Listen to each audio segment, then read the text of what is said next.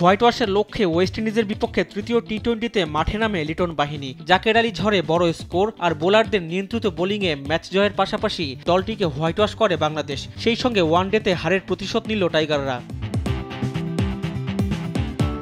190 রানের টার্গেটে ব্যাট করতে নেমে 7 রানের মধ্যে ব্রেন্ডন কিন ও গ্রিভস প্যাভিলিয়নে ফেরেন। চার্লস ও পুরান 24 বলে 38 রানে জুটি করার পর পুরানকে ফেরান মেহেদী। এরপর চেজ ও চার্লস একই ওভারে আউট হলে 1 রানের ব্যবধানে 3 উইকেট হারিয়ে ম্যাচ থেকে ছিটকে যায় স্বাগতিকরা।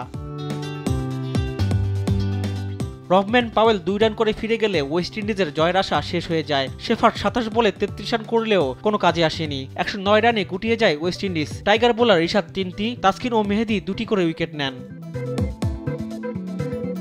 এর আগে আর্নস ভেলেতে টস জিতে ব্যাট করতে নেমে 2 ওপেনার লিটন দাস ও পারভেজ ইমনের উদ্বোধনী জুটিতে 44 রান ওঠে। 13 বলে 14 রান করে আউট হন লিটন। ঝড়ো গতিতে রান তুলতে থাকা ইমন 21 বলে 39 রান করে আউট হন। পাওয়ার প্লেতে বাংলাদেশের সংগ্রহ দাঁড়ায় 2 উইকেটে 54 রান। 3 নামা তানজিদ তামিম 9 রান করে দলীয় 65 রানে বিদায় নেন।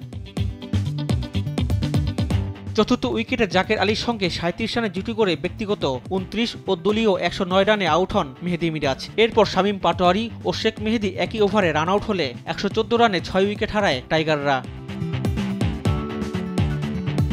এরপর জাকের আলী ঝড়গতির ব্যাটিংয়ে বাংলাদেশ এগিয়ে যায়। সপ্তম উইকেটে 27 বলে 50 রানে জুটি করেন তিনি। তানজিম সাকিব 12 বলে 17 রান করে আউট হন দলীয় 164 রানে। শেষ ওভারে জাকের তুলে নেন ক্যারিয়ারের দ্বিতীয় 50। তার অপরাজিত 41 বলে 72 রানের ক্যারিয়ার সেরা ইনিংসে ভর করে বাংলাদেশের সংগ্রহ দাঁড়ায় 7 উইকেটে 189 রান। রিফাত আঞ্জুম, দেশ টিভি, স্পোর্টস ডেস্ক।